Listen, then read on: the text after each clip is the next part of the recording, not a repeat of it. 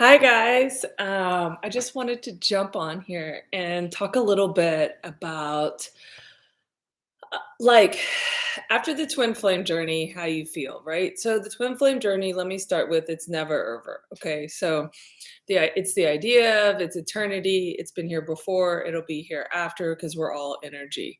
So as we traverse from life to life, whatever that looks like, it's the idea that this energy continues, okay? And these two energies, divine feminine, divine masculine, continue to reconnect through different lives. And just like when you find your twin flame, it's a knowing.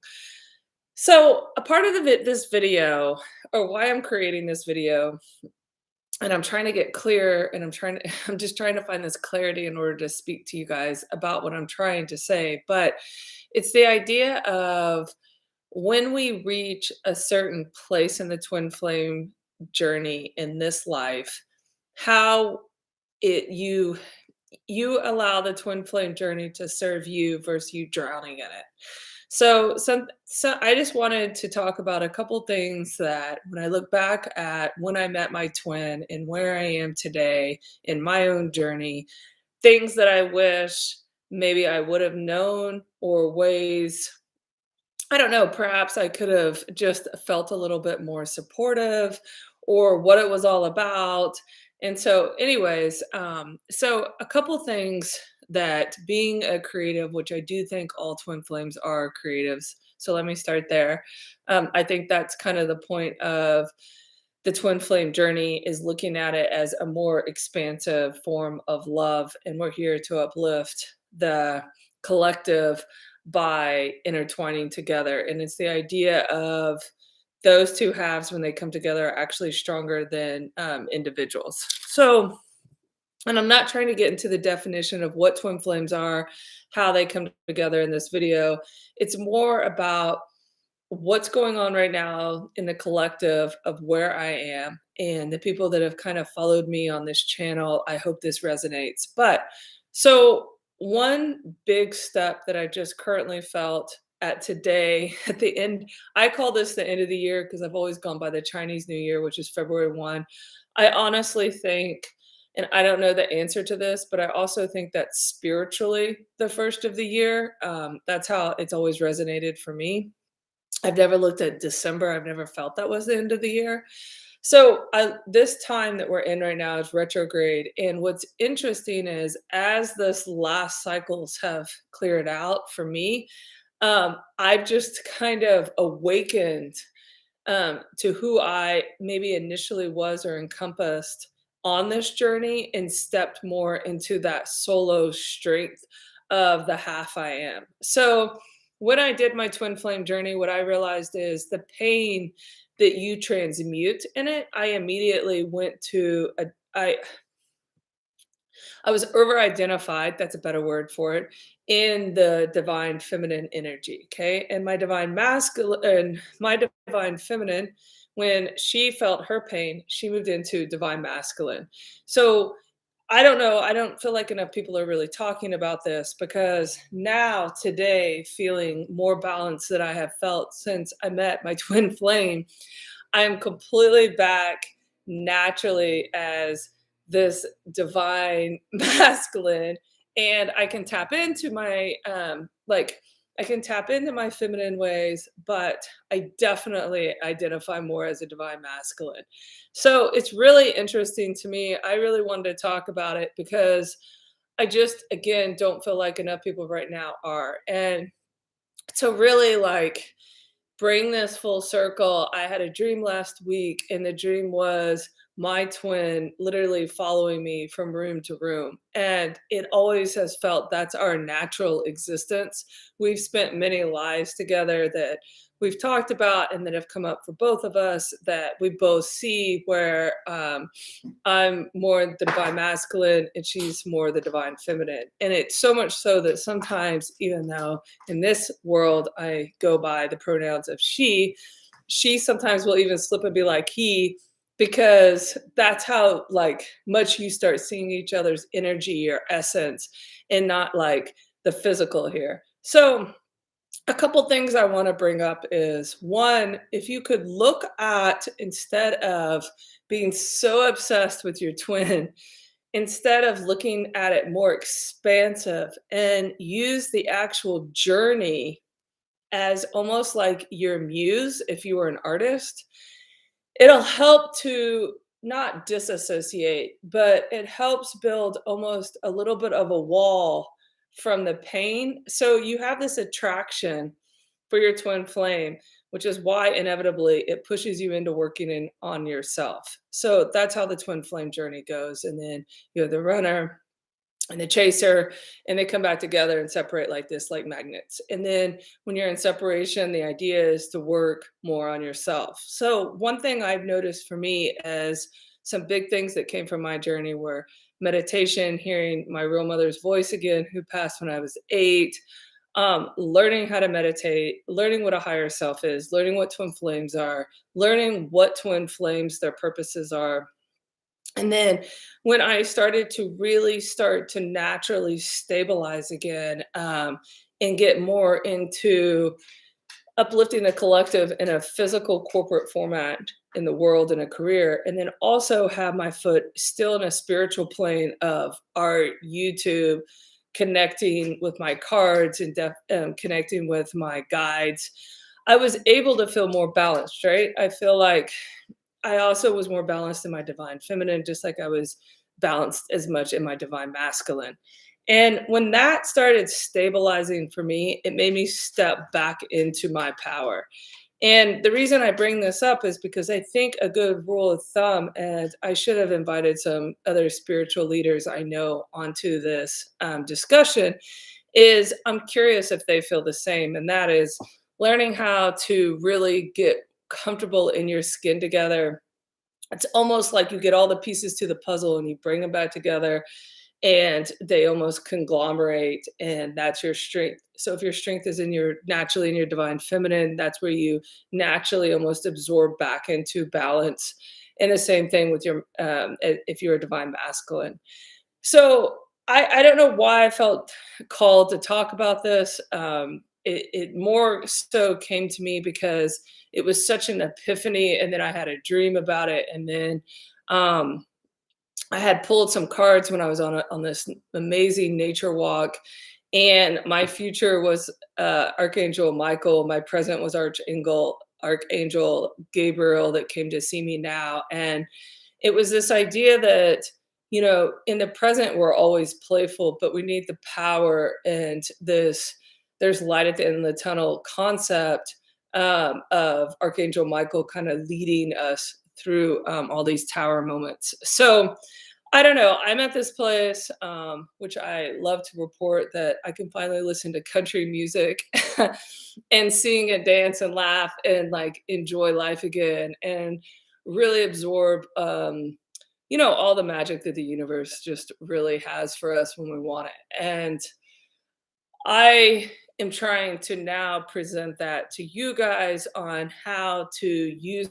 the power, use this like journey as you go through it, not as this almost how I felt a lot of the time when I was in the twin flame journey dealing with my twin flame on a regular basis. It's like that pain, whatever your deepest, darkest pain is. So mine that I hadn't really dealt with was, hi Goody, is my mom dying when I was 8, right? So that pain was so deep, but I couldn't feel it because I was so young.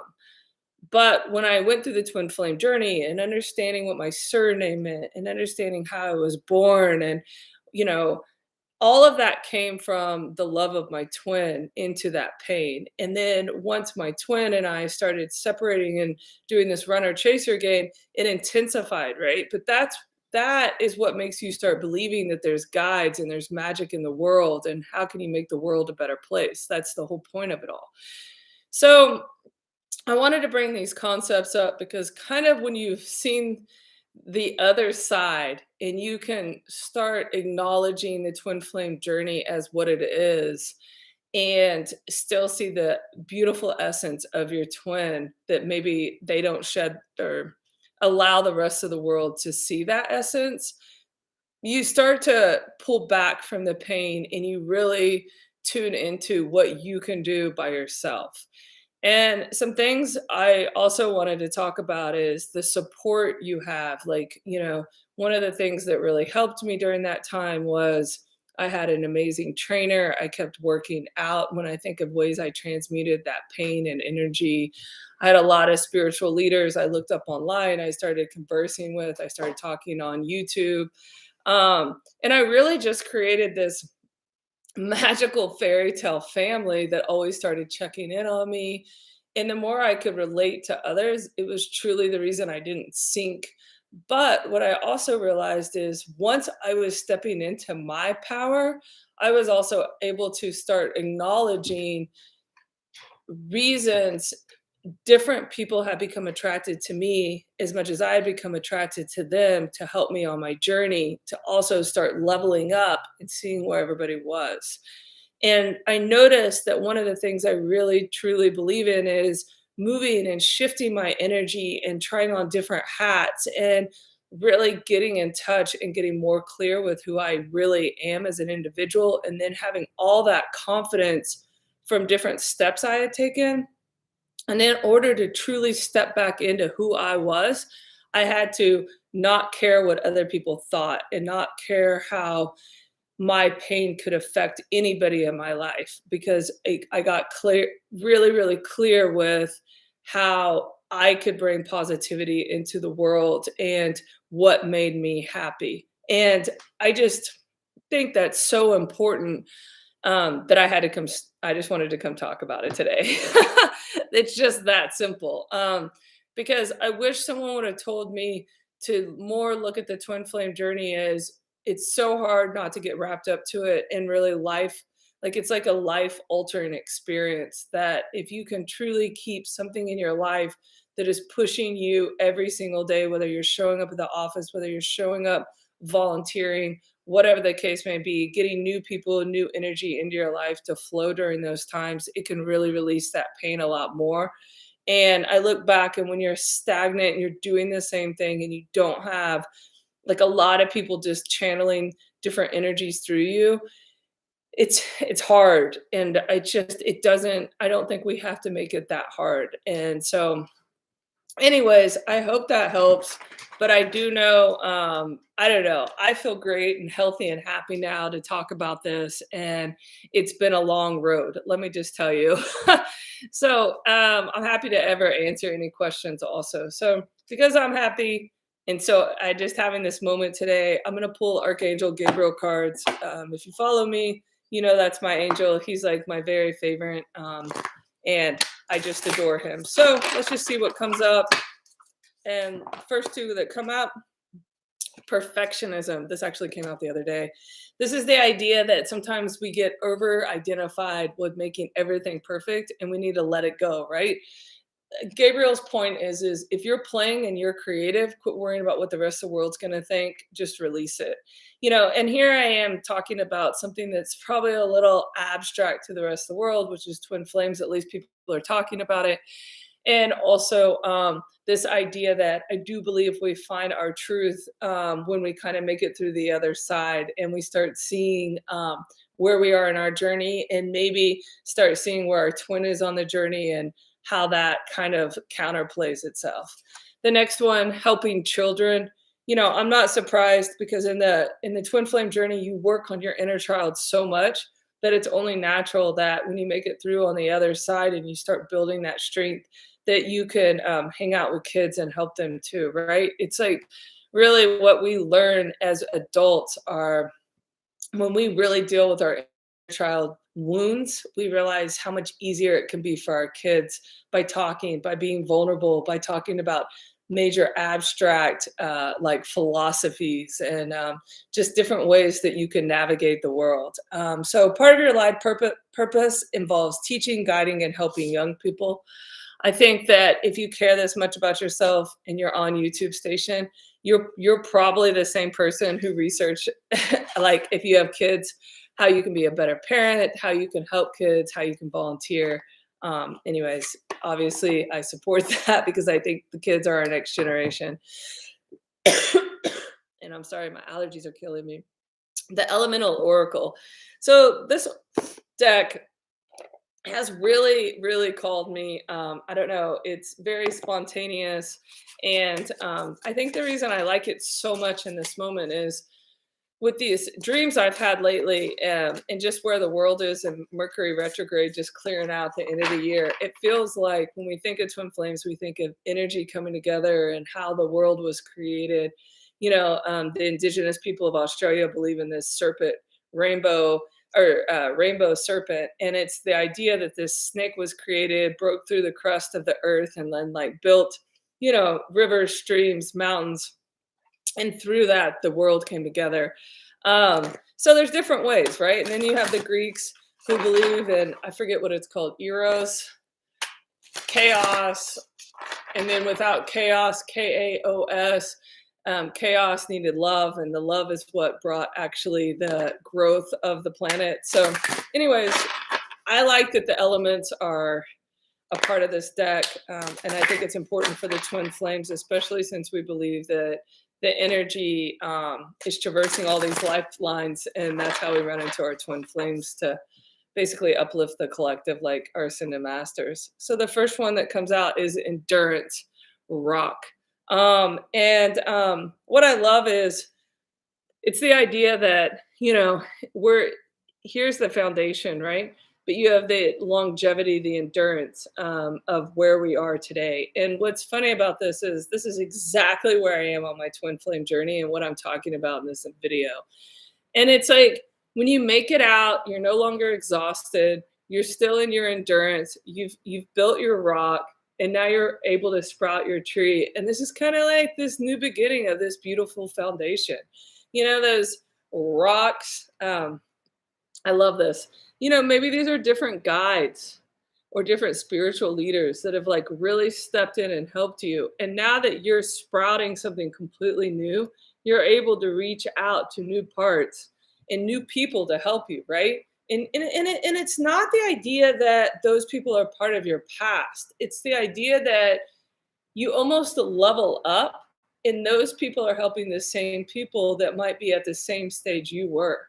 And once you start seeing the shifts and the patterns on how that looks, it's I don't know, it's kind of it's a really beautiful place to see, because you start understanding why different people are in different places and how they uplift one another.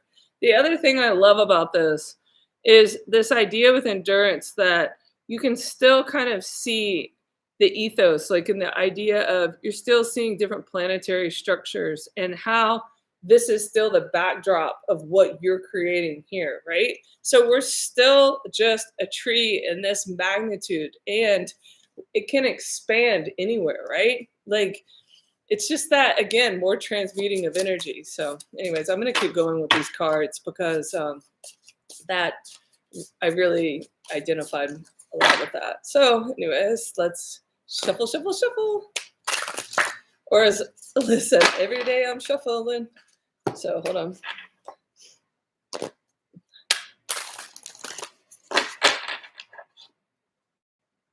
I love that. Thank you so much. We're here to uplift the planet. That is what we're here to uplift the collective. And that's amazing. That is the point of Twin Flames. So thank you, Goody. Have a great day. Here we go. There's just the next card. How beautiful is that? Wow, the desert, solitariness. Gosh, I don't know about you, but when you look at this, God, this is so wild. Look at the transformation. And I don't know if you guys see this or this is my abstract eyes, but I thought this was a unicorn at first, and this was the legs, and this was the tail. And instead, it's this beautiful woman who is sitting here with her legs crossed, and this is just her veil. And I don't know, this card is really intriguing to me. First, there's three birds on top of her. Um, and three, not that it matters, but is a very important number to me. 3, 19, and 42. 3 was my basketball number in college. And, the world I always feel like works in threes. I'm so going to mess this up, but it's like the Son, the Holy Ghost, and the Father. I think I'm going to mess that up. But it's the idea that Even when I played sports, it was the idea of God, family, and then you, right? It always works to me in these mystical three layers. And so to find this solitariness and then be in the desert, the desert can be kind of like sand, right? It's just this idea of just flowness, quietness.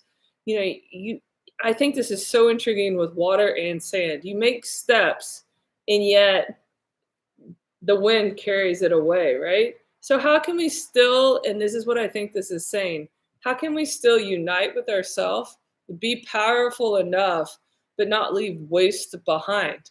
And that is the idea of the collective, because love has no waste. It's the only thing that connects to the other side. The other thing I like about both of these cards are this light, these lights, it's the same, those stars, like just overshadowing.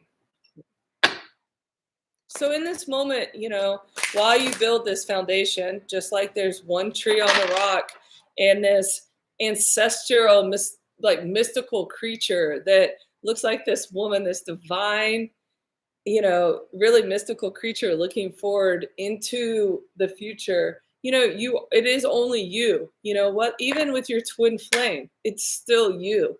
You're creating your own destiny and not caring what your twin flame or anybody else does. When you really truly become connected with you and doing you're the most beautiful you could possibly be. I mean, that's why your twin flame was attracted to you to begin with. So you had to get really clear with that. Speed. And this is truly where we are right now. It's this movement concept. And what's going on here is our soul knows where we need to be in this moment. So, right now, as we push ourselves ahead, just remember your soul naturally is attracting you to where you're meant to be. Allow yourself that flow, right? So it could feel like if we took a step back, it could feel like we're almost getting pushed in a place that we might not quite be comfortable with. But when we jump in our boat, just allow ourselves to not control the oars, we naturally go where the stream wants to take us, um, which I really like. I'm like all about that. I'm ready. Music, joy. So this full moon. So this joy, this music. Okay, so what comes up for me is vibration.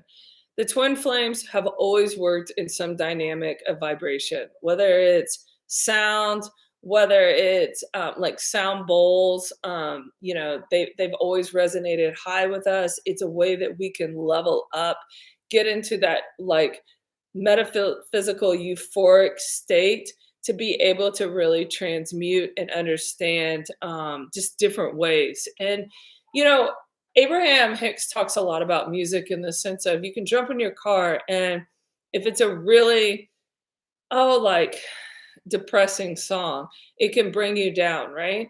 So, one thing I've noticed with the twin flames are they naturally communicate through songs. I hear it all the time. And I truly believe that happens for a reason because what it does is it's pulling you to a certain vibration that's tapped in, turned on, tuned in by your twin. So, to make it further, something that I would like to bring up when I discuss music is again back to Abraham Hicks. When you're in your car, if you're already suffering in pain in the twin flame journey, don't listen to the songs on the radio. They're only talking about breaking up, sadness, getting back together, what's it like to have a kid, drinking too much, whatever the case. Where if you pop on some Abraham Hicks, it's only talking about raising your vibration, positivity, positivity, positivity. And that's all you're feeding yourself when you're sitting there in traffic. That's all your brain will contemplate. So that's what you need, right? So don't allow yourself in the twin flame journey to get wrapped up in those. God, what was that one song that was just depressing as all? That stupid license song. I got my driver's license today. Olivia Rodriguez, that's who sang that song. Like, I mean, that to me, when I listened to it, was such a twin flame song, right? It's like to the depths of her core. It's so sad. but it's the point of, again, we're back where we're at, right? That heartbreak, that just pain of the love of your life because you resonate with this person so much disappearing. So, learning how to tap in that moment to positivity. And two pulled out at the end. First, bravery, oceans. I love this. It's the idea that the ocean is water. It encompasses the majority of our planet, and it's being brave, right? So water goes through everything in order to not ever be held back. It's also dangerous, right? Like if you have a flood, it'll destroy things. So it's the idea that that power of the oceans that can cure water, cures everything, is what is inside of you. Humans even are made the majority of water. So learning how to use that filtration system, putting healthy stuff in, working on yourself to build such a foundation that it's like you're invincible. You're so brave because you're just tap dancing through life, right? And that's what this kid's doing. She's just tap dancing. She's using the ocean to say, anytime, any place, stick me in a boat, I can handle it. I can change the perspective of this planet. And the last one, completion, West. So I'm going to use this card to look this one up. And there's a reason I'm looking this one up, because where we are today, and it's funny, I was not going to make this reading this short, but when I pulled this last card, I felt my guides go, that's it.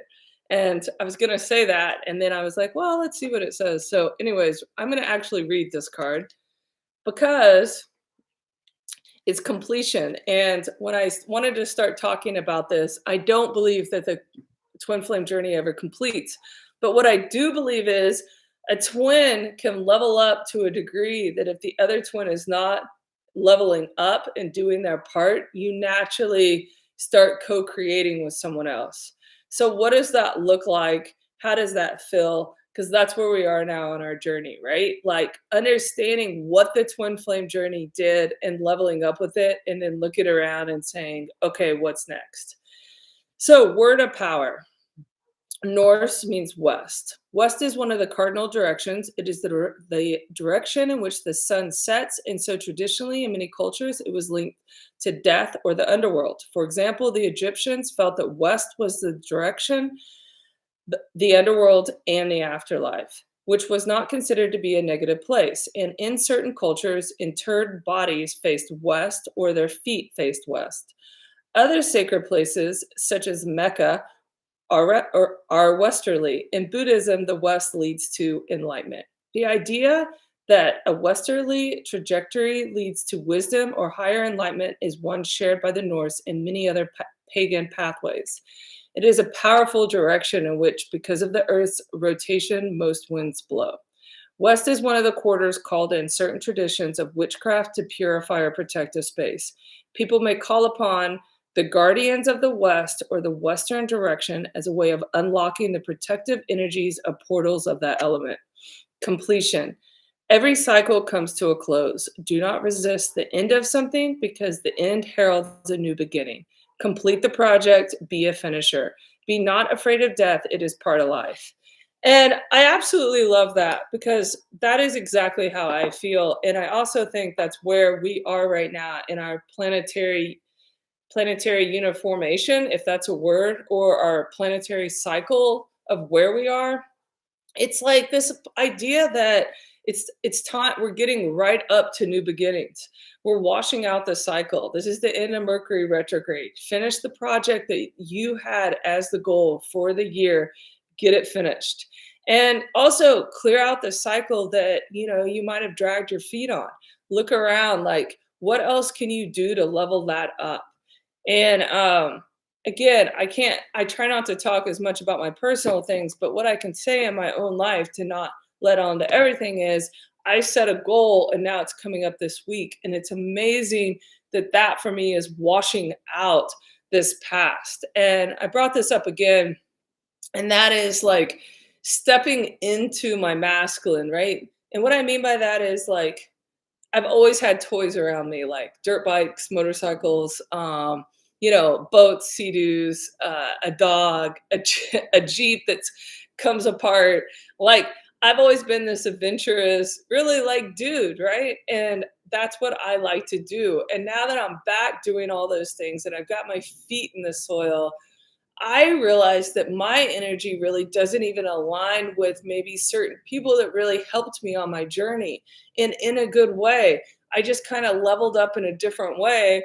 And all that pain and transmutation I can now use in such a beautiful, powerful um, experience to almost create like this cool magical forest of what I'm doing, right? So now I still have the guides, I'm still connected, I can still feel the collective.